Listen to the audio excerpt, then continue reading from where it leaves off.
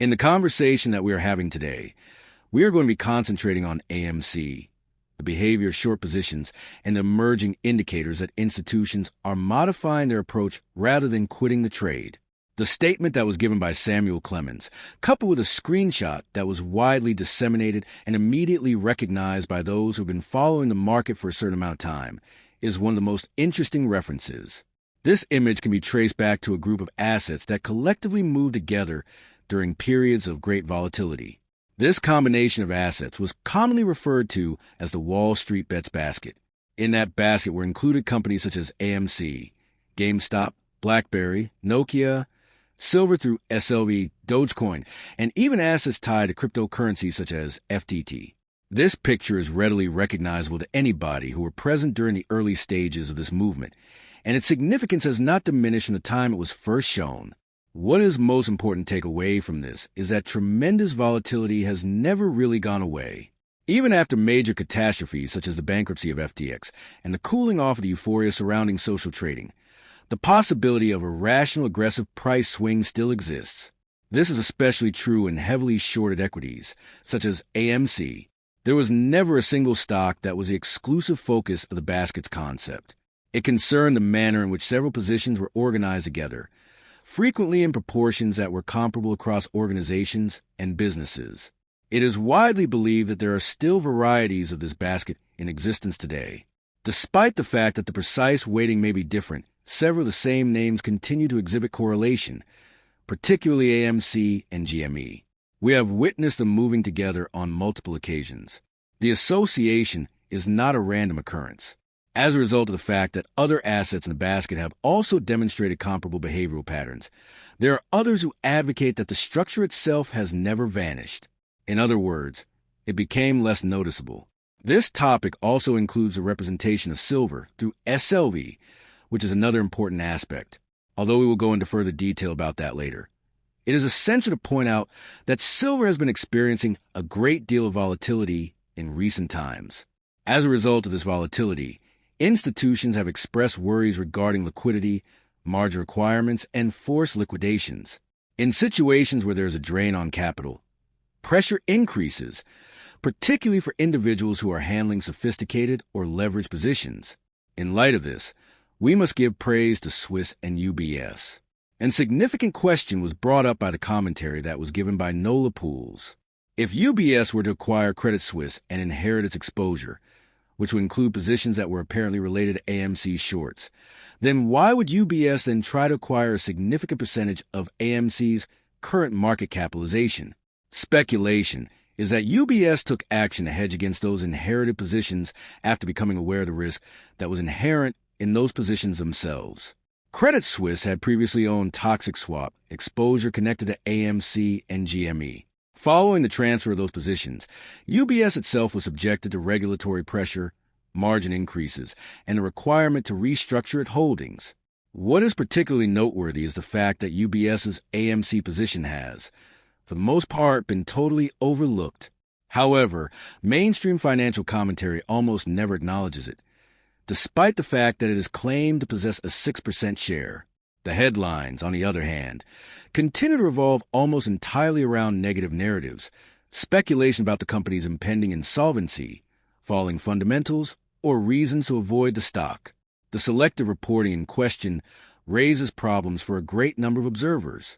There has been a rise in the amount of institutional ownership in AMC. Nevertheless, this reality is rarely brought to light. A further prominent name that is attracting attention is Citadel. Citadel LLC, more especially its hedge fund arm, rather than the market-making side, has been adding AMC shares, as stated by analysis that was given by Biotech Moose and supported by data from Fintel. Taking into consideration the data, a strategy that involves long share accumulation in conjunction with deltastral options positioning is suggested. To put another way, this leads one to believe that a protected long position is more appropriate than a totally negative attitude. This is not an original occurrence. It has been alleged that Goldman Sachs has, in the past, moved from holding short positions in AMC to holding long positions in the company. Citadel appears to be following a similar course at the moment, since it has dramatically increased the number of shares it holds while yet maintaining stringent hedging strategies. A near one-to-one call ratio and a volatility arbitrage setup indicate that preparation is being made for higher movement, while simultaneously minimizing risk on the downside. The larger pattern is what makes this more intriguing, clears throat, as in the previous sentence. AMC is being accumulated by institutions that have never been in low supply. While some individuals who were short appear to have departed the market and gone long, others who may still be exposed to the market through synthetic or derivative structures are purchasing shares in order to mitigate risk.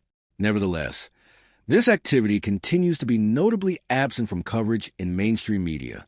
An additional intriguing aspect is that a synthetic asset for AMC tracking continues to acquire modifications even after it has been created for many years. According to Samuel Clemens, the data that pertains to duplicated AMC assets was most recently updated on January 27, 2026. These instruments were developed with the intention of providing price exposure without the direct ownership of shares, a concept that proved contentious following the collapse of the FTX derivatives exchange.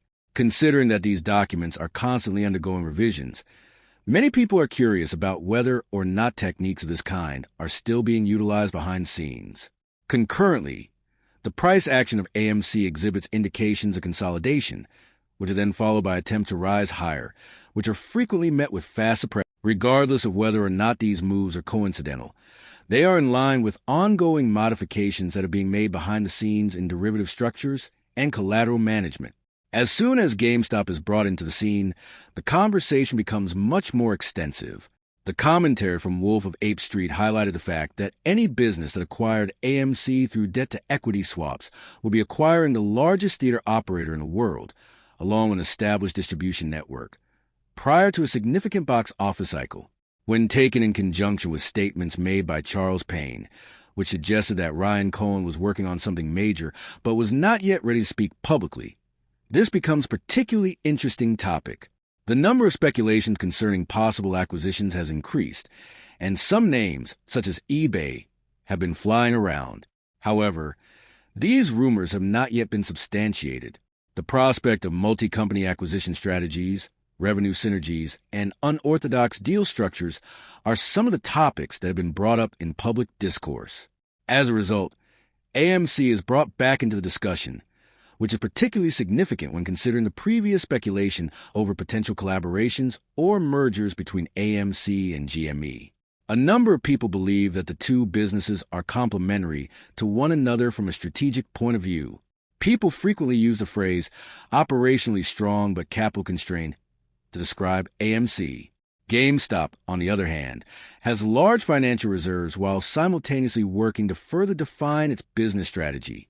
In theory, in order to strike a balance between those strengths and limitations, a combination partnership or aligned strategy may be utilized. In the meantime, the behavior of the market continues to demonstrate correlation. According to RePolitics, whenever GME makes a move, AMC frequently follows close behind, and vice versa. Expectations of greater prices in the future are reflected in the recent spike of about 20% in GME warrants, which occurred with substantial early trading volume. This lends credence to the notion that these equities continue to be connected through more extensive market structures, according to a number of commentators. However, HYMC is also brought back into conversation at this point, particularly in regard to silver. Some analysts are of the opinion that silver could experience a significant price fluctuation over the long term, which would have a direct impact on the valuation of HYMC. Long-term supply and demand dynamics continue to be a primary point of contention, despite the fact that variations in the short term can be cause for concern. The situation is made even more complicated by the questions surrounding SLV borrowing rates, paper silver, and the suspected manipulation of the market. Inconsistencies between the volume of paper trading and the supply of actual silver have been brought to the attention of a number of observers. There have been other instances in which significant financial firms have been accused of manipulating the silver market, which has added weight to the ongoing discussion. In spite of pullbacks in the short term, many people continue to concentrate on the overarching premise. Systemic leverage issues, constrained supply, and expanding industrial demand